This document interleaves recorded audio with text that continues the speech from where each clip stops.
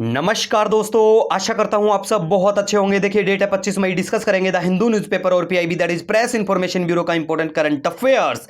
तो लीजिएगा स्टार्ट करते हैं। देखिए सबसे पहले अगर आज बात करें एफडीआई न्यूज में है द हिंदू पीआईबी दोनों जगह। तो देखिए किसी एक देश की कंपनी के द्वारा दूसरे देश में जब वो निवेश करती है that is FDI, foreign direct investment. ठीक है, तो देखिए अब इसके बारे में बात करें, ये इंपॉर्टेंट सोर्स होता है नॉन डेट फाइनेंस का। 10% बढ़ा है, इसी वजह से ये न्यूज में आया। पीआईबी द हिंदू दोनों जगह देखने को मिलेगा और पहुंच गया है 81.72 बिलियन डॉलर। ठीक है, याद रखना। सिंगापुर इमर्ज हुआ टॉप इन्वेस्टर, उसके बाद में यूएस मॉरिशस है, गुजरात टॉप डेस्टिनेशन है जहां पे सबसे ज्यादा आया। और जो सेक्टर है जहां सबसे ज्यादा आया computer and hardware, computer software और हार्डवेयर सेक्टर। ठीक है, अब देखिए सरकार ने क्या कुछ मेजर लिए हैं जिससे एफडीआई इंक्रीज हो। तो देखिए 2020 में production link incentive scheme for electronics manufacture और 100% एफडीआई अंडर ऑटोमेटिक रूट। ठीक है, कोल माइनिंग सेक्टर में। उसके बाद में foreign investment facilitation portal DPIIT के द्वारा सिंगल पॉइंट इंटरफेस। ठीक है, तो देखिए गाइज अब हम थोड़ा बात करते हैं। देखिए मैन्युफैक्चरिंग जो सेक्टर है ना, वहाँ पे 100% एफडीआई अलाउड भी कर दिया गया था,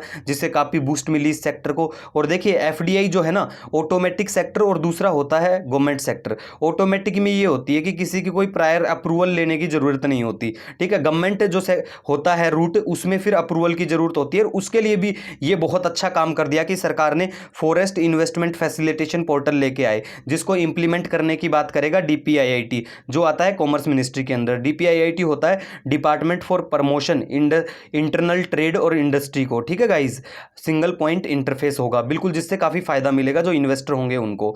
उसके बाद में गाइज बात करें एफपीआई, आपने सुना होगा फॉरेन पोर्टफोलियो जो इन्वेस्टमेंट होती है वो क्या कुछ होती है। तो थोड़ा अगर नोट करना चाहें तो आप बिल्कुल नोट कर सकते हैं। ठीक है, तो देखिए foreign portfolio investment does not provide the investor with control over, business के ऊपर कंट्रोल नहीं देती है। ठीक है, तो फिर भैया फॉरेन जो ये पोर्टफोलियो इन्वेस्टर क्या कुछ करते हैं। तो देखिए इन्वेस्ट करते हैं स्टॉक में करते हैं, बॉन्ड में, म्यूचुअल फंड, इन सब में करते हैं। ठीक है, और एफपीआई जो होता है ना, वो बिल्कुल आप नोट कर लेना। ठीक है, जो पोर्टफोलियो इन्वेस्टमेंट होता है वो हॉट मनी होता है। दूसरा ये होता है, ये पार्ट होता है कैपिटल अकाउंट का, ये भी आप नोट कर लेना। ठीक है, इनडायरेक्ट ये इन्वेस्टमेंट होती है, लो कंट्रोल होता है इसके ऊपर। एंट्री और एग्जिट जो है ना एफपीआई की, वो मतलब रिलेटिवली इजी होता है एज कंपेयर एफडीआई के। ठीक है, और देखिए एफपीआई जो है ना, ये मोर लिक्विड होता है और लेस रिस्की होता है, ये भी आप थोड़ा सा याद रख लेना गाइज। ठीक है, उसके बाद में अगर गाइज नेक्स्ट बात करें तो देखिए शाही लीची जो में है शाही लीची।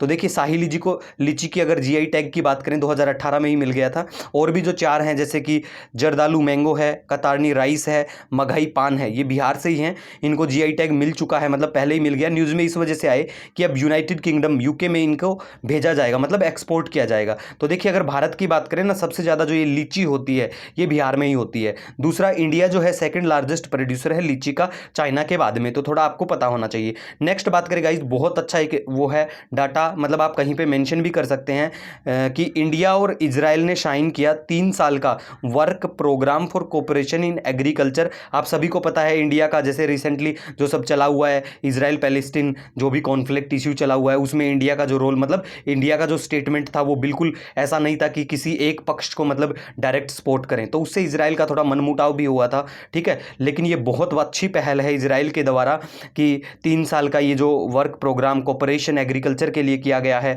2021 से 23 का, तो ये मजबूती प्रदान करेगा इंडिया इजराइल के जो बायलैटरल रिलेशनशिप होंगे उसमें। तो काफ़ी आप कहीं पे नोट भी कर सकते हैं, द हिंदू में ये डाटा मेंशन था।